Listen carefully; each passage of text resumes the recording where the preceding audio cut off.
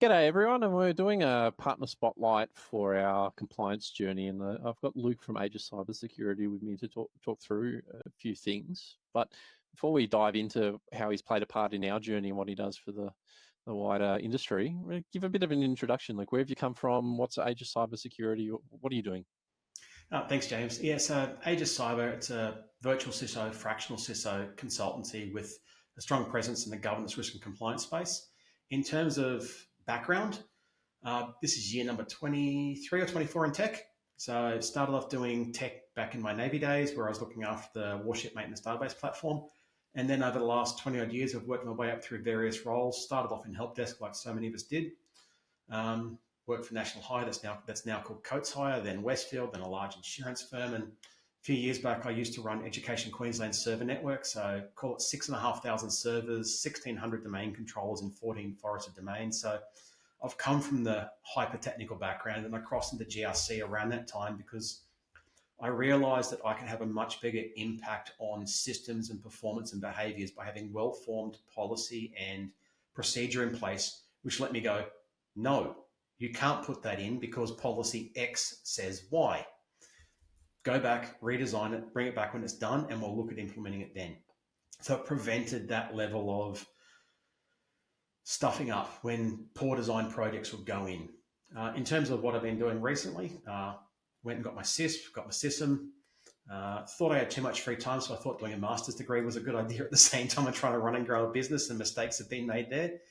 But right now I'm working on a few clients around their implementations of ISO, SOC, NIST and other things like that. And pretty soon another MSP to take them to SMB1001 Platinum and Diamond.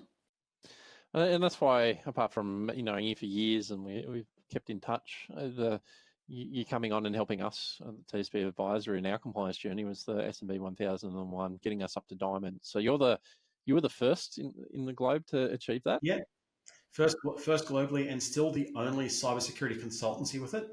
So at the time of this recording, there are 3 diamonds. There is myself, there is your firm, James, and there is an MSP that took themselves to Diamond about 2 months ago.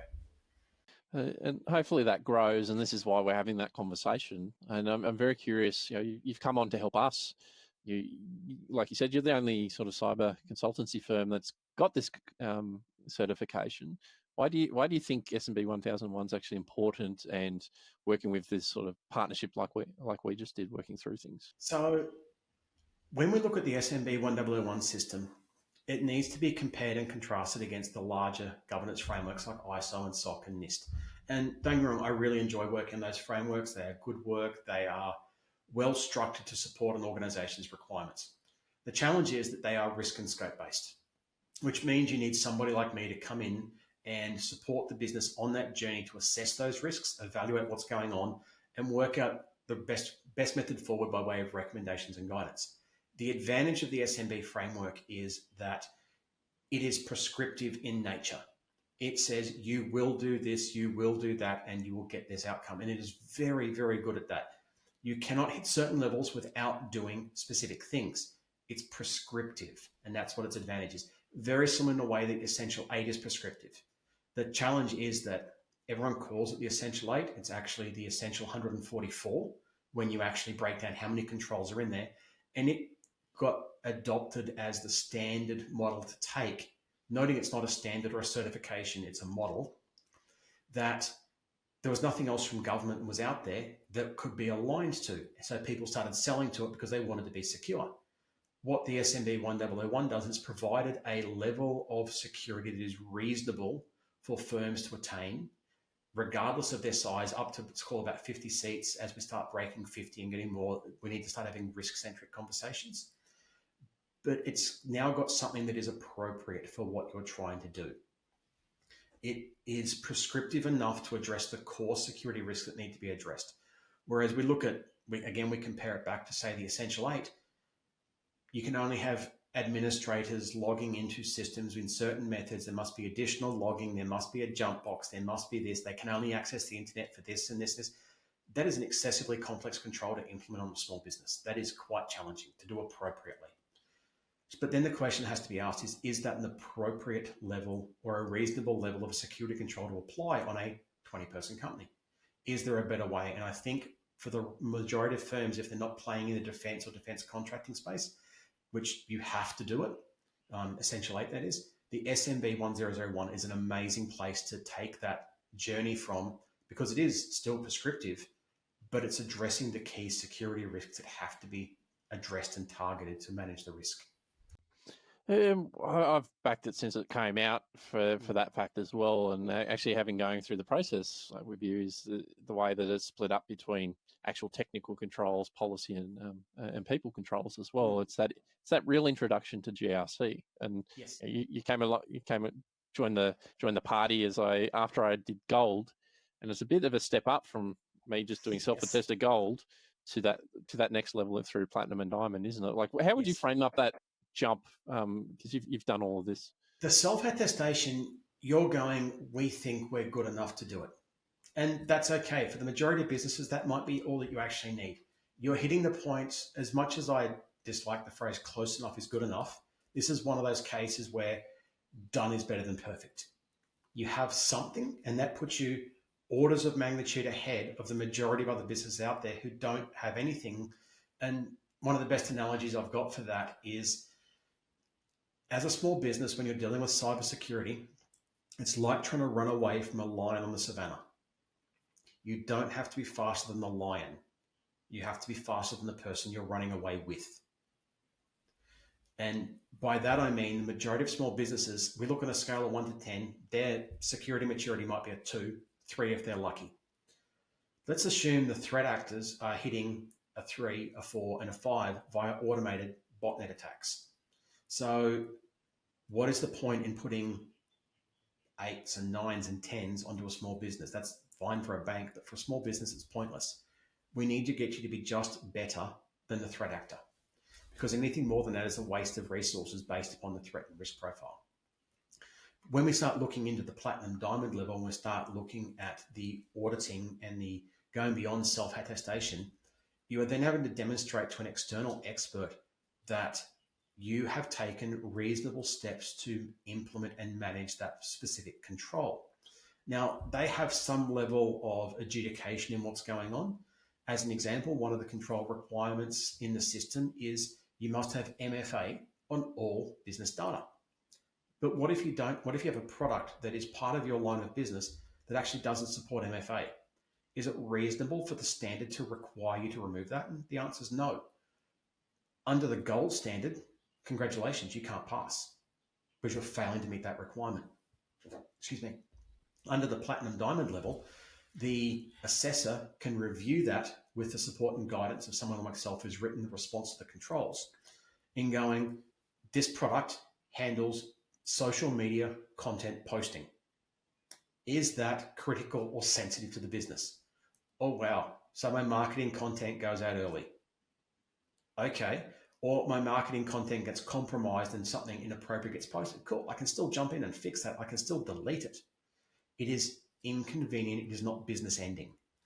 The more serious controls you'll have a lot less leniency with. So if, I don't know, let's say for whatever reason you're using an email system that can't have MFA because whatever reason you're still running email off your website, and I don't know why you'd be doing that, but as an example, then they can go, no, that's not acceptable, because that is a core and critical line of business that has higher level of sensitivity versus a social media posting support product.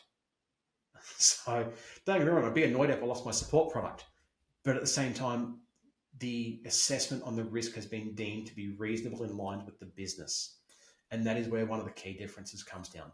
You're having to demonstrate you've done certain things. And when I've run it for your organization and my organization, another one I'm working with now, I've had conversations with the auditors to go, so they'll ask me, how did you run this exercise? And I take them through what we did and the responses, and I can demonstrate in the report that has been provided that your responses to particular questions, like I believe for your organization, James, we ran a simulated business email compromise.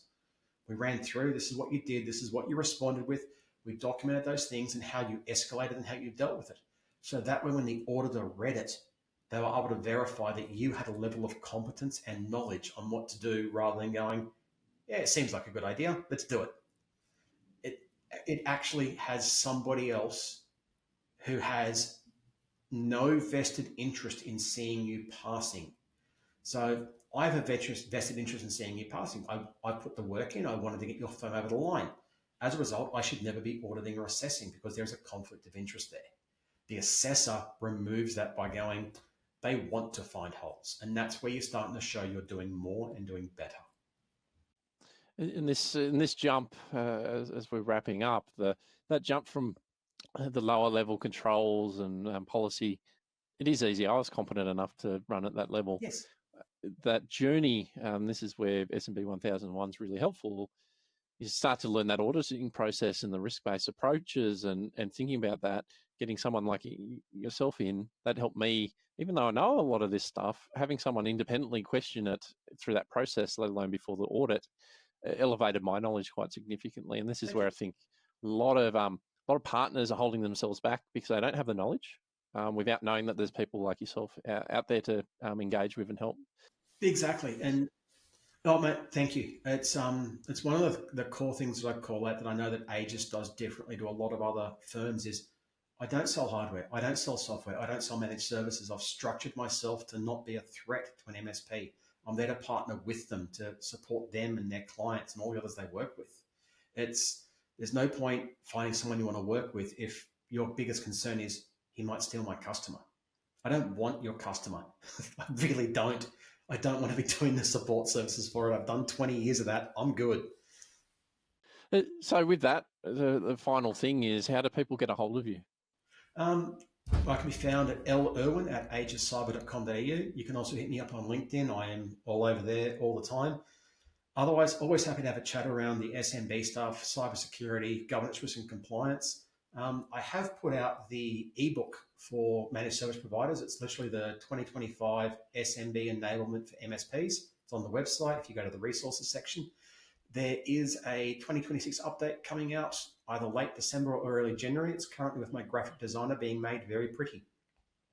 Awesome. Well, I can't highly recommend Luke enough. And for the tech partners out there that are needing to lift their compliance journey, get to gold and then start to engage someone like Luke to take you to the next level. Stop stuffing around on your own without the skills. This is the best way to learn and skill yourself up.